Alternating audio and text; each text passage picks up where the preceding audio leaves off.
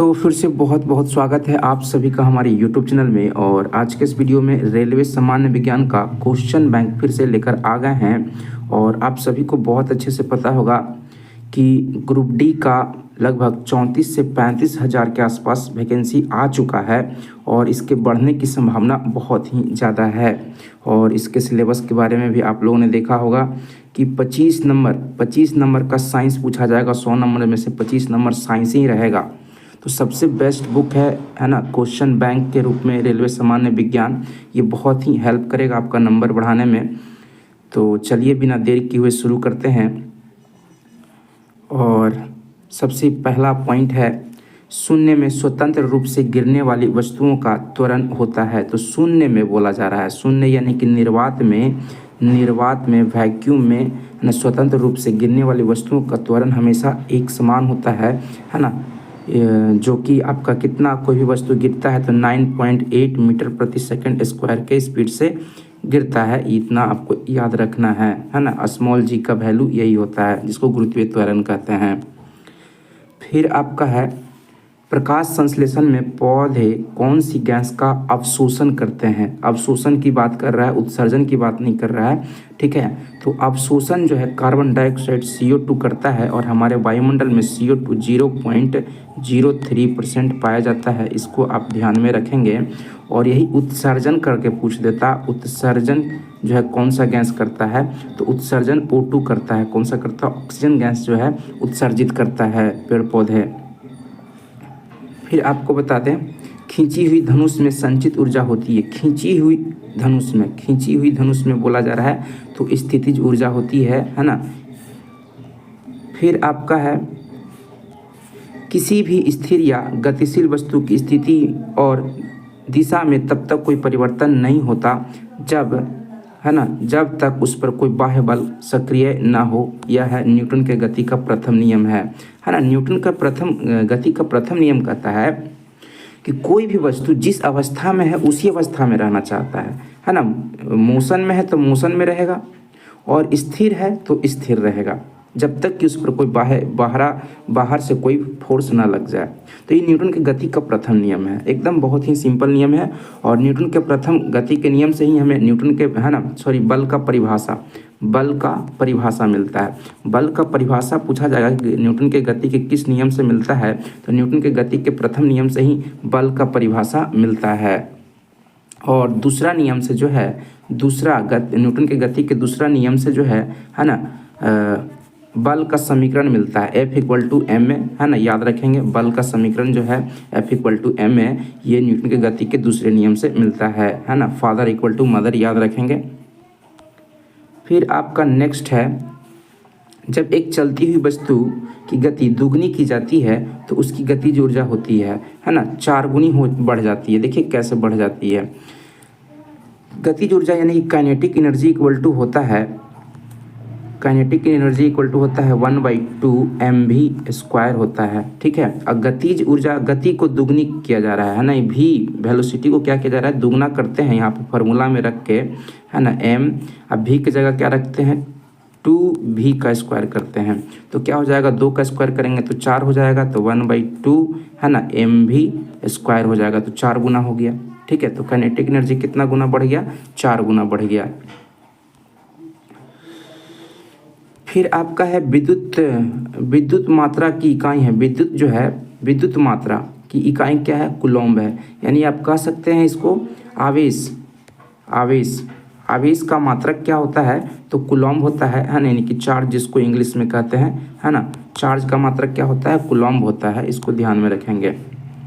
1 kilogram राशि का वजन होता है, 1 किलोग्राम राशि का वजन होता है 9.8 न्यूटन होता है ना। इसको लगभग 10 न्यूटन के आसपास भी आप मान सकते हैं।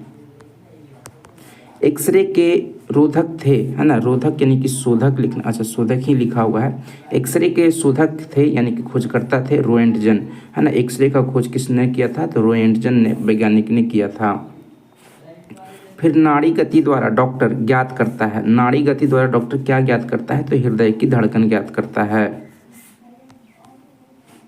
फिर है हर 1 मिनट में डैश बार सांस लेते हैं, हर 1 मिनट में 16 से 18 बार, है ना। कोई एक ऑप्शन चुनने के लिए कहा जाएगा तो 17 बार लगभग लेते हैं, लेकिन ये फिक्स रेट नहीं हो सकता है ना, कोई व्यक्ति 17 बार ही सांस ले, कोई फिक्स थोड़े ना है 1 मिनट में। तो 16 से 18 बार एकदम सही उत्तर है कि 1 मिनट में 16 से 18 बार एक सामान्य व्यक्ति सांस ले सकता है। नाड़ी स्पंदन मात्रा मापक कौन सा है? तो गति, है ना। नाड़ी स्पंदन मात्रा मापक जो है गति है। नाड़ी का स्पंदन किससे नापते हैं? गति से नापते हैं। फिर एक्स किरणें पार नहीं कर सकती है अस्थि को, अस्थि यानी कि बोन्स को जो है ना, एक्स किरणें जो है पास नहीं कर सकती है। फिर एसआई इकाई में लेंस की शक्ति का इकाई क्या होता है? तो डायप्टर होता है ना। एसआई मात्रक में देखा जाए तो लेंस की शक्ति का मात्रक होता है डायप्टर होता है ना। P बराबर 1/f होता है, ये फार्मूला लेंस की शक्ति का फार्मूला होता है, P बराबर 1/f होता है, ठीक है। F जहाँ फोकस दूरी है, F क्या है? फोकस दूरी है, P जो है लेंस की क्षमता है। तो इसका तो एसआई मात्रक में डायप्टर हो ही गया, है ना। यदि डायप्टर नहीं दिया रहेगा तो 1/मीटर यानी कि मीटर इनवर्स भी होता है, ठीक है। ये भी आप ध्यान में रखेंगे। फिर DOS का अर्थ होता है डिस्क संचालन प्रणाली, है ना। डिस्क संचालन, डिस्क ऑपरेटिंग सिस्टम भी कह सकते हैं इसको, ठीक है। फिर आपका है पौधा स्थितिज ऊर्जा को गतिज ऊर्जा में परिवर्तित करता है श्वसन की क्रिया द्वारा, है ना। श्वसन की क्रिया द्वारा जो है पौधा स्थितिज ऊर्जा को गतिज ऊर्जा में कन्वर्ट कर देता है। एक प्रकाश वर्ष बराबर होता है 9.46 इंटू 10⁻15 मीटर या 9.46 इंटू 10⁻12 किलोमीटर। 3 पावर घटा देंगे तो किलोमीटर में कन्वर्ट हो जाएगा, 3 पावर बढ़ा देंगे तो मीटर में कन्वर्ट हो जाएगा। और बाकी आपका पॉइंट ये वाला वैल्यू सेम ही रहेगा 9.46, है ना। 15 पावर रहेगा 10 पे तो मीटर में होगा, 12 पावर रहेगा 10 पे तो, है ना, किलोमीटर में कन्वर्ट हो जाएगा। फिर मानव शरीर में क्रोमोसोम की संख्या होती है 46 संख्या होती है, यानी कि 23 जोड़ा होता है क्रोमोसोम की संख्या। फिर मैनोमीटर का उपयोग किया जाता है दाब मापने के लिए। मैनोमीटर का उपयोग क्यों करते हैं? तो दाब मापने के लिए जो है मैनोमीटर का प्रयोग किया जाता है।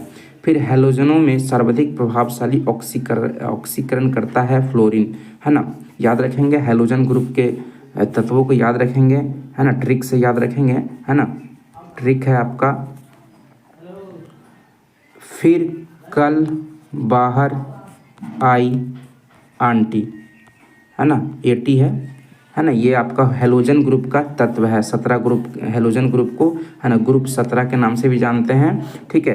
तो पहला जो तत्व है ऊपर से वर्ग में ऊपर से नीचे आएंगे तो फ्लोरीन दिखेगा, फिर क्लोरीन दिखेगा, फिर ब्रोमीन दिखेगा, फिर आयोडीन दिखेगा, फिर एस्टेटाइन दिखाई देगा, ठीक है। तो फिर कल बाहर आई आंटी, फिर कल बाहर आई आंटी, इस तरह से आप याद रखेंगे। फिर आपका शून्य में स्वतंत्र रूप से गिरने वाली वस्तुओं का त्वरण होता है एक समान होता है, वही क्वेश्चन आ गया, रिपीट हो गया, ठीक है।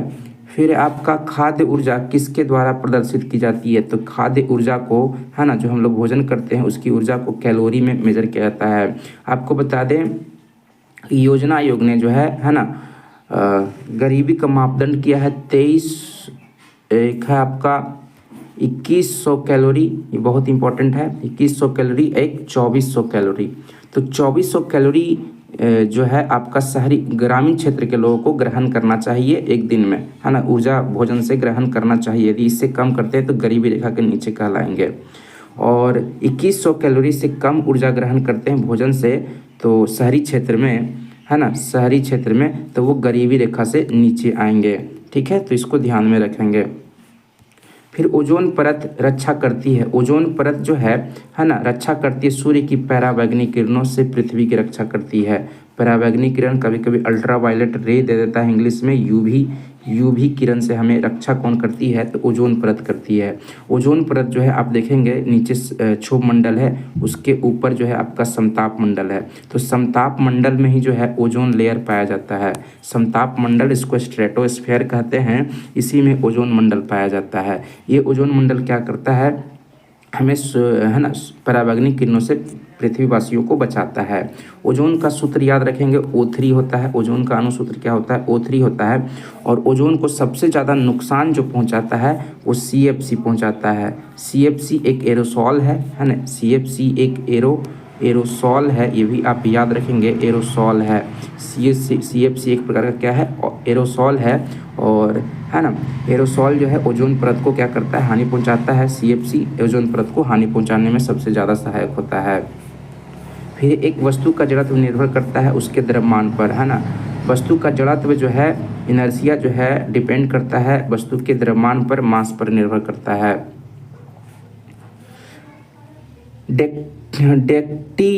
डेक्टिलोलॉजी है ना, संकेत भाषा। डेक्टिलोलॉजी संकेत भाषा द्वारा किससे संवाद या विचारों को व्यक्त किया जाता है, बधिरों द्वारा। हाँ, डेक्टियोलॉजी द्वारा जो है ना, बधिरों से, यानी कि जो बहिर होते हैं, है ना, उनसे संवाद किया जाता है डेक्टिलोलॉजी से।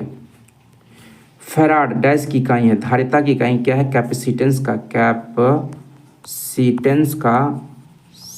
कैपेसिटेंस यानी कि धारिता का मात्रक जो है फैराड है। फिर कौन सी बीमारी बैक्टीरिया के संक्रमण के कारण होता है, तो कौन सी बीमारी जो है, टिटनेस जो है ना। ऑप्शन के अकॉर्डिंग देखा जाए तो टिटनेस जो है बैक्टीरिया से होने वाला बहुत सारा बीमारी है, लेकिन टिटनेस भी जो है बैक्टीरिया के संक्रमण से ही होता है।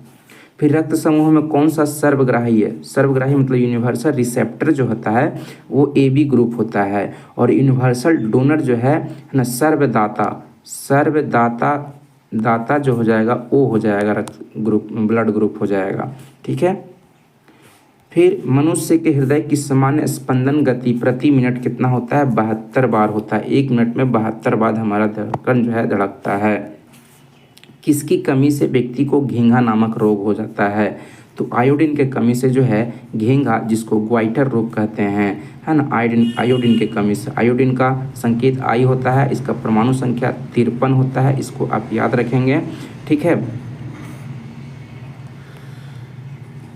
और फिर है मानव आँख का कैटरैक्ट सर्जरी, मोतियाबिंद का ऑपरेशन सर्जन क्या निकालता है ना, यानी कि मानव आँख का कैटरैक्ट सर्जरी यानी कि मोतियाबिंद का जब ऑपरेशन होता है तो उसमें सर्जन क्या निकालता है, तो लेंस की ऊपरी अतिरिक्त पेशियाँ निकाल देता है। लेंस के ऊपर अतिरिक्त पेशियाँ जम जाती है, उसको क्या करता है, डॉक्टर निकाल देता है। फिर कौन मानव शरीर का सर्वाधिक कोलेस्ट्रॉल बनाने वाला स्थान है, यकृत, लीवर जो है ना, लीवर जो है सबसे ज़्यादा कोलेस्ट्रॉल बनाने वाला स्थान है ना, इसको ध्यान में रखेंगे। लीवर सबसे बड़ा ग्रंथि भी है मानव का। मनुष्य का सामान्य शरीर का ताप होता है 37 डिग्री सेल्सियस होता है ना, डिग्री सेल्सियस में 37 डिग्री सेल्सियस हो जाएगा, और फ़ारेनहाइट में देखेंगे तो 98.6 डिग्री फ़ारेनहाइट होता है, और केल्विन में 310 केल्विन होता है। ये तीनों को आप याद रखेंगे। चूना पत्थर डैश तरह की चट्टान है, अवसादी चट्टान है। चूना पत्थर क्या है, अवसादी चट्टान है। और आपको बता दें कि सीमेंट का कच्चा उद्योग, सीमेंट का कच्चा उद्योग जो है, कच्चा उद्योग जो है, उद्योग है ना, सीमेंट का कच्चा माल जो होता है, कच्चा माल जो होता है वो चूना पत्थर ही होता है। चूना पत्थर का सूत्र याद रखेंगे, बहुत काम आएगा। चूना पत्थर को ही क्या कहते हैं, कैल्शियम कार्बोनेट कहते हैं। क्या कहते हैं, कैल्शियम कार्बोनेट कहते हैं केमिस्ट्री में, है ना, कैल्शियम कार्बोनेट कहते हैं, जिसका सूत्र होता है CaCO3 होता है। और चूना पत्थर को संगमरमर इसको संगमरमर है ना भी कहते हैं। इसी को चौक भी कहते हैं, है ना। चौक का सूत्र पूछा जाएगा तो यही होगा। चौक को हिंदी में खड़िया कहते हैं। तो किसी न किसी नाम से लगाकर आपसे पूछ सकता है, तो इसको ध्यान में रखेंगे। फिर आपका है एक AC जनरेटर में मुख्यतः होता है आर्मेचर, कुंडली, क्षेत्रीय चुंबक, स्लिप रिंग, ब्रूसेस मतलब ब्रश, है ना। एक AC जनरेटर में जो है क्या क्या होता है, आर्मेचर होता है जिसको कुंडली कहते हैं, है ना, जनित्र का, क्षेत्रीय चुंबक होता है, स्लिप रिंग होता है, और ब्रूसेस होता है यानी कि ब्रशेस होता है। फिर है आपका हवा में ध्वनि का वेग होता है। तो हवा में ध्वनि का वेग जो होता है 332 मीटर प्रति सेकंड होता है। हवा में ध्वनि का जो वेग होता है 332 मीटर प्रति सेकंड होता है। फिर आपका है एक मैकेनिक एक पीतल के प्लग को एक स्टील की प्लेट जिसके मध्य में एक छेद है में कस कर लगाना चाहता है, इसकी अच्छी पकड़ तब होगी जब पीतल का प्लग ठंडी और स्टील की प्लेट गर्म की गई होगी। ठीक है ना।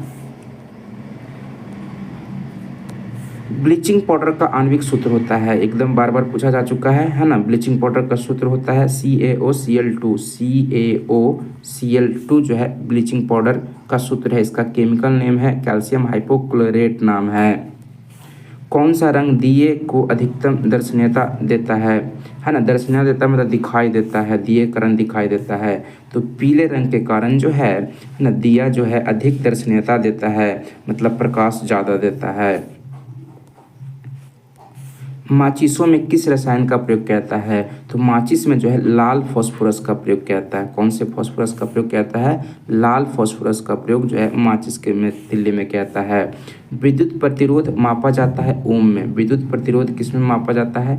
ओम में मापा जाता है, यानी कि प्रतिरोध का मात्रक क्या होता है, ओम होता है। इस तरह से आप संकेत देखे होंगे। फिर क्लोरोफॉर्म बनाने के लिए क्या उपयोग में लाया जाता है। तो इथिलीन है ना। इथिलीन का प्रयोग जो है क्लोरोफॉर्म बनाने में लिया जाता है। फिर चांदी का रासायनिक प्रतीक क्या होता है, Ag होता है ना। Ag जिसको अर्जेंटम है ना, अर्जेंटम पढ़ते हैं। ठीक है, इसको ध्यान में रखेंगे। और चांदी का परमाणु संख्या 47 होता है।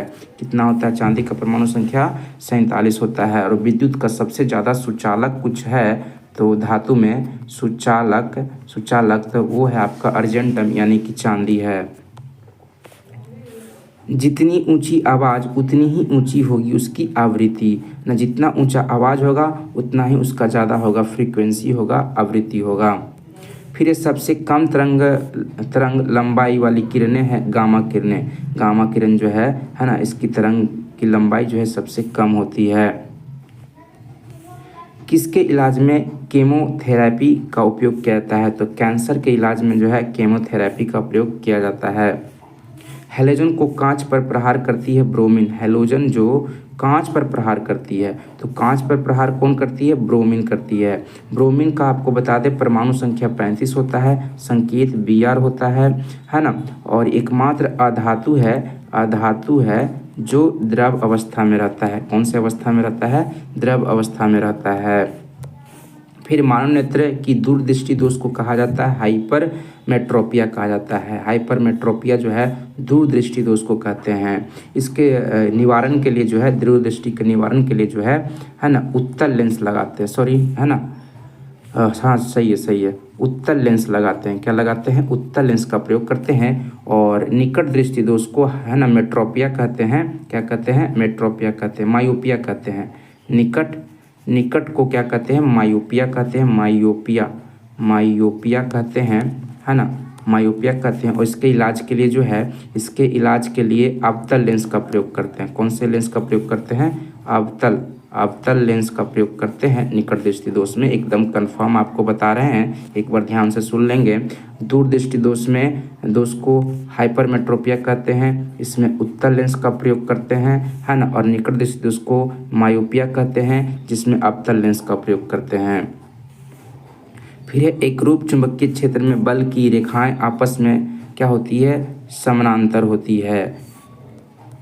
फिर है आपका अक्रिय गैस परमाणुओं के सबसे बाहरी कक्षा में कितने इलेक्ट्रॉन होते हैं। तो 8 इलेक्ट्रॉन होते हैं। जैसे कि आप आर्गन ले लीजिए, आर्गन का परमाणु संख्या 18 होता है। तो जितना परमाणु संख्या होगा उतना ही क्या होगा, उसका इलेक्ट्रॉन का संख्या होगा है ना। तो पहले सेल में 2 इलेक्ट्रॉन, दूसरे सेल में 8 इलेक्ट्रॉन, तीसरे सेल में 8 इलेक्ट्रॉन। तो देख रहे हैं सबसे बाहरी सेल में कितना इलेक्ट्रॉन आ रहा है, 8 ही इलेक्ट्रॉन आ रहा है। जितना भी निष्क्रिय गैस है सबके बाह्यतम सेल में कितना इलेक्ट्रॉन आएगा, 8 ही आएगा। निष्क्रिय गैस को है ना अक्रिय गैस को निष्क्रिय गैस कहते हैं, नोबल गैस भी कहते हैं, उत्कृष्ट गैस भी कहा जाता है। ठीक है, इसकी संख्या कितना है, 6 है। जैसे कि आप देखेंगे हीलियम हो गया, नियॉन हो गया है ना, आर्गन हो गया है ना, क्रिप्टन हो गया, जेनन हो गया, फिर आपका रेडॉन हो गया। ये 6 निष्क्रिय गैस हैं। फिर आपका एक चलती हुई कार और एक रेल इंजन दोनों में समान गतिज ऊर्जा है। किसका संवेग ज़्यादा होगा, तो जिसका द्रव्यमान ज़्यादा होगा है ना उसका संवेग मोमेंटम जो है ज़्यादा होगा। मोमेंटम जो है ना द्रव्यमान मास पर डिपेंड करता है, इसलिए है ना सबसे ज़्यादा मास जो है रेल इंजन का होगा, इसलिए रेल इंजन का गतिज ऊर्जा सबसे ज़्यादा होगा। साधारण मशीन की क्षमता सामान्यतः दर्शाई जाती है किलोवाट में। साधारण मशीन की क्षमता किस में दर्शाई जाती है, किलोवाट में दर्शाई जाती है। तो रोज़ रोज़ 2-2 पेज का टारगेट है, इसलिए 2-2 पेज का डिस्कशन करते हुए डेली हम लोग चलेंगे। और नेक्स्ट पेज में पेज नंबर 6 में है हर्ट्ज मात्रक है आवृत्ति का, फ्रीक्वेंसी का मात्रक क्या होता है, हर्ट्ज होता है। ठीक है, फिर है आपका किस तापमान पर सेंटीग्रेड और फ़ारेनहाइट पैमाने का मान समान होता है, तो -40 डिग्री सेंटीग्रेड पर, -40 डिग्री सेंटीग्रेड पर जो है ना सेंटीग्रेड और फ़ारेनहाइट दोनों, -40 डिग्री पर जो है सेंटीग्रेड और फ़ारेनहाइट दोनों में जो है बराबर वैल्यू देता है। डीएनए के मूल मात्रक है न्यूक्लियोटाइड्स, डीएनए है ना, इसका जो मात्रक मूल मात्रक पूछा जाएगा तो न्यूक्लियोटाइड्स हो जाएगा है ना। डीऑक्सीराइबो न्यूक्लिक एसिड, इसका फुल फॉर्म होता है ना डीएनए का डीऑक्सीराइबो न्यूक्लिक एसिड है ना। और ये सबसे केंद्रक का है ना क्या कहते हैं इसको, अनुवांशिकता का इकाई है। डीएनए क्या है, अनुवांशिकता की इकाई है, और डीएनए का मूल मात्रक पूछा जा रहा है तो न्यूक्लियोटाइड्स हो जाएगा। फिर आपका है ऊर्जा संरक्षण के नियम का अर्थ है ऊर्जा का न तो निर्माण किया जा सकता है और न ही विनाश किया जा सकता है, यह केवल संरक्षित किया जा सकता है, अपने रूपों में बदलाव कर सकता है। फिर आपका रेल पटरी पर जोड़ पट्टी फिश प्लेट्स का प्रयोग किसके लिए होता है, तो दो पटरियों को जोड़ने के लिए, आपस में दो पटरियों को जोड़ने के लिए जो है फिश प्लेट का प्रयोग किया जाता है। डॉक्टर सीवी रमन को किस विषय के लिए नोबेल पुरस्कार से सम्मानित किया गया था, तो फिजिक्स के लिए, भौतिकी शास्त्र के लिए जो है, भौतिक शास्त्र के लिए 1930 में सीवी रमन को जो है ना 1954 में 1954 में जो है ना नोबेल पुरस्कार, इनको 19 इसमें भारत रत्न मिला था। सीवी रमन को जो है ना 1954 में भारत रत्न मिला था। क्या मिला था, भारत रत्न मिला था है ना। और 1930 में नोबेल मिला था, कन्फ्यूजन हो गया। ठीक है, अब क्लियर है। भौतिक का नोबेल पुरस्कार जो है सीवी रमन को 1930 में मिला, और भारत रत्न जो है इनको 1954 में मिला था। 1954 में 3 लोगों को है ना, 1954 में 3 लोगों को भारत में सबसे पहली बार भारत रत्न दिया गया था। एक थे सीवी रमन है ना, एक थे सीवी रमन, दूसरे थे सी राजागोपालाचारी है ना, सी राजागोपालाचारी, और तीसरे थे है ना एस राधा कृष्णन जो थे। इन तीनों को लोगों को जो है 1954 में पहली बार भारत रत्न दिया गया था।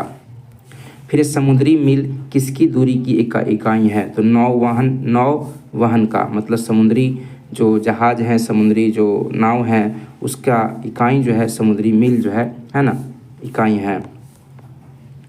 फिर सार्वभौमिक गुरुत्वाकर्षण का नियम दिया था न्यूटन ने। सार्वभौमिक गुरुत्वाकर्षण का है ना नियम दिया था, किसने दिया था, न्यूटन ने दिया था। ठीक है, फिर फ्रायड का संबंध है सांख्यिकी से। फ्रायड का संबंध किससे है, सांख्यिकी से, स्टैटिस्टिक्स से है। फिर आपका परमाणु रिएक्टर डैश को ईंधन के रूप में प्रयोग करता है। परमाणु रिएक्टर जो है यूरेनियम याद रखेंगे, 92 इसका एटॉमिक नंबर होता है, और 235 इसका परमाणु द्रव्यमान होता है ना। ये रेडियो एक्टिव एलिमेंट्स है ना। ये परमाणु रिएक्टर में ईंधन के रूप में यूरेनियम का प्रयोग किया जाता है।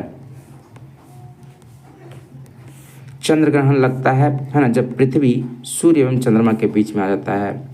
देखिए पहले हम बात करते हैं सूर्य ग्रहण का। सूर्य ग्रहण का, तो सूर्य ग्रहण कब होता है, जब चंद्रमा बीच में आ जाता है। मान लीजिए कि यहाँ पे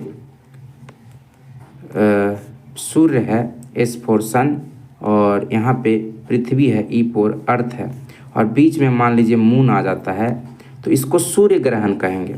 और यहाँ चंद्र ग्रहण है, तो अब क्या होगा, पृथ्वी बीच में आ जाएगा, चंद्रमा यहाँ रहेगा, सूरज यहाँ रहेगा, ये सन है, ये मून है ना, और बीच में आ जाएगा अर्थ, तो हो जाएगा चंद्र ग्रहण।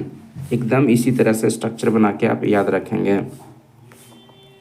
आकाश नीला दिखाई पड़ता है क्योंकि वायुमंडल में अन्य रंगों की अपेक्षा नीले रंग को अधिक बिखेरता है। यानी कि ये तो हो गया है ना, कारण दे दिया कि क्यों आकाश नीला क्यों दिखाई पड़ता है। तो वायुमंडल में अन्य रंगों की अपेक्षा नीले रंग को अधिक बिखेरता है ना। और इस घटना को कहते हैं प्रकीर्णन कहते हैं। क्या कहते हैं? प्रकीर्णन कहते हैं, स्कैटरिंग कहते हैं। स्कैटरिंग के कारण जो है ना, आकाश नीला दिखाई देता है। यातायात बत्ती में लाल रंग का प्रयोग किया जाता है। क्यों? क्योंकि लाल रंग का तरंगदैर्घ्य सबसे अधिक और लंबा होता है ना। ये दूर से ही दिखाई देता है। एक लैंप की बत्ती में तेल ऊपर चढ़ जाता है, किसके कारण? तो केशिकत्व क्रिया के कारण। लैंप में बत्ती में ऊपर तेल जो है ऊपर तक चढ़ जाता है, केशिकत्व कैपिलरीज है ना के कारण जो है ऐसा होता है, केशिकत्व के कारण ऐसा होता है। पेडोलॉजी जिसको मृदा विज्ञान कहते हैं, किसका अध्ययन है? तो मिट्टी का अध्ययन है, यानी कि मृदा का है। तो पेडोलॉजी में जो है मिट्टी का अध्ययन किया जाता है। न्यूटन के गति के द्वितीय नियम से व्यंजक प्राप्त होता है बल का, है ना। F = ma है ना, फोर्स इक्वल टू है ना mass into acceleration, father equal to mother, एकदम याद रख सकते हैं।